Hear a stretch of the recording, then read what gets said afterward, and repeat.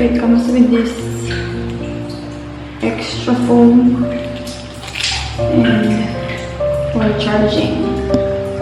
Tapos itong big round hole stopper. Ito yung strong suction. So ito yung parang mainly for blackhead, grease, dust, cosmetic residue. Thin skin should be used with caution. Once a week lang gagamitin. Once a week, about 5 minutes. Parang patulan. Ito yung pangtanggal nga ng mga kung meron kayong pimple. Ganyan. Pero ito hindi siya tatanggal. Namang small round hole stopper, weak suction. This has weak suction, then used for fragile, thin skin to absorb grease, dust, and cosmetic residue. So lahat, yun nga, ito medyo mas lighter yung feeling niya. So yun. Then for the elliptical hole stopper, weak rin siya suction. Is designed for daily skincare such as wrinkled or corner of mouth, canthus, wrinkled canthus. Parang same lang naman.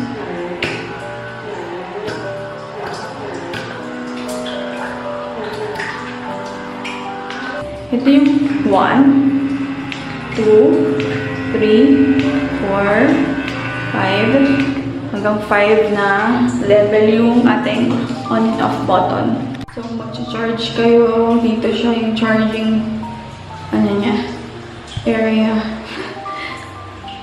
And then, ayan. Yun lang naman.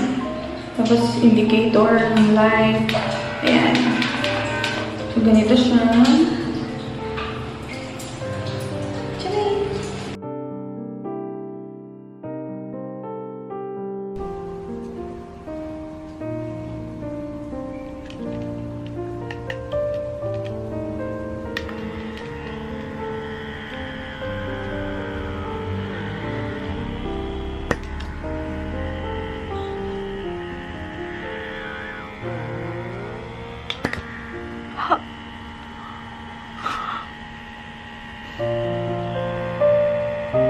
Tanggal siya, galing.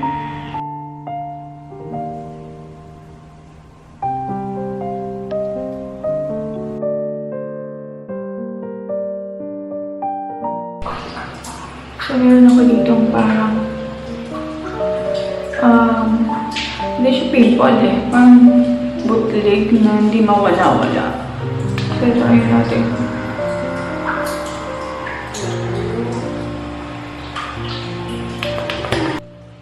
Whiteheads siya.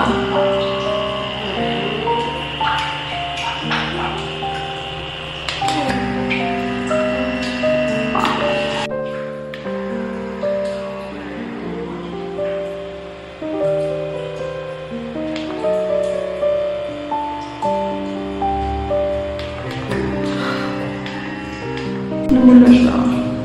Hindi siya matanggal. Siguro kailangan na siya ng